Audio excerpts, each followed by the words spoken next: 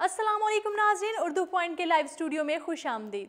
पाकिस्तान में पेट्रोलियम मसनूआत की कीमतों में ज़बरदस्त कमी का इम्कान है। आलमी मार्केट में खाम तेल की कीमत यकदम $66 फी बैरल की सतह तक गिर गई। पाकिस्तान को फ़ायदा मिलने का कवी इम्कान।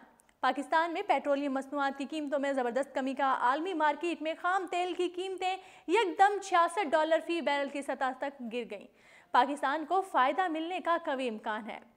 आलमी मार्केट में खाम तेल की कीमतों में यकदम बड़ी कमी वाक़ई हुई है। खदशा जाहिर किया जा रहा था कि आलमी मार्केट में खाम तेल की कीमत $100 फी बैरल से भी तजावुज़ कर जाएगी। ताहम मंगल के शब में आलमी मार्केट में खाम तेल की कीमत में कमी वाक़ई हुई है। आलमी मार्केट में खाम तेल की कीमत $66 फी बैरल की सतह तक गिर गई है।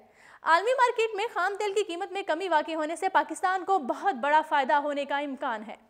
पाकिस्तान में आने वाले महंगाई के तूफान के बाइस तहरीक इंसाफ की हुकूमत शदीद तनकीद की जद में है।